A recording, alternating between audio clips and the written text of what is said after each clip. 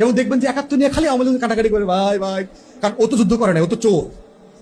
ও তো ওর মধ্যে হীনমন্যতা কাজ করে। ও কলকাতায় গিয়া সোনাগাছি আর ধর্মতলায় তো খাট কাঁপায়া যুদ্ধ করছে। আওয়ামী লীগ তো অস্ত্র ধরে যুদ্ধ করে নাই। আপনারা এম এ মোহাইমেন আওয়ামী লীগের এমএলএ ছিল ৭০-এর নির্বাচনে, তার লেখা বই পড়বেন, ঢাকা, আগরতলা, মুজিবনগর। ক্যাটাগরিকলি বলছে জহির রায়হানের মারলো কেন? বেচারা সাংবাদিক ছিল, যুদ্ধটাকে সারা দুনিয়াতে পরিচিত করাইছে। কারণ হলো এই আওয়ামী যে সোনাগাছির মুক্তিযোদ্ধাদের জীবন তিনি তুলে ধরছেন তার ডকুমেন্টারিতে। উনি বলছিলেন ফাঁস করে দিব এটা, যদি আমার ভাইরে আমি খুঁজে না পাই, শহীদুল্লাহ কাসারে যদি খুঁজে না পাই, তোর সব আকাম কুকাম সব ফাঁস করে দেব।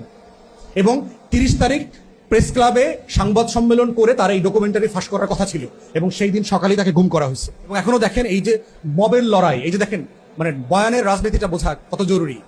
প্রতিদিন আমরা যারা প্রায় টকশোতে যাই, আমাদেরকে দেখবেন হুদাই মব নিয়ে প্রশ্ন করে। কিসের মব হয়েছে বাংলাদেশে? গত আওয়ামী লীগের ১৬ বছরে কোনো মাসে যা হয়েছে, এই ১ বছর ১৪ মাসেও তা হয়নি। কিন্তু টকশোতে প্রত্যেক দিন প্রত্যেকটা চ্যানেলে এনে আমাদের প্রেজেন্টারদের সাথে আমাদের চিলাচিলি করা লাগে, আমার উপর ইম্পোজ করা হয় যে আপনি তো আসলে খারাপ লোক। মানে হুদাই ভাই আমি খারাপ লোক কি করলাম? তাকে উল্টা প্রশ্ন করতেছি না, ভাই আপনি কবে ভালো মানুষ ছিলেন? এই জন্য টিভিতে দু একজন প্রেজেন্টারকে আমি গিয়ে বলছি, ভাই আমাকে লাইভে যদি বিব্রত করেন, আমি কিন্তু আপনাকে বেশ্যা না বানায়া স্টুডিও ছাড়বো না। Very clear. এই জন্য অনেক প্রেজেন্টার আমার চোখের দিকে তাকায় বলে, ভাই আপনারা দেখলে ভয় লাগে। আমি এটা তো খুব ভালো খবর। এই ভয়টা চাই আমরা দিল্লি পর্যন্ত পৌঁছে যাক, তাই না?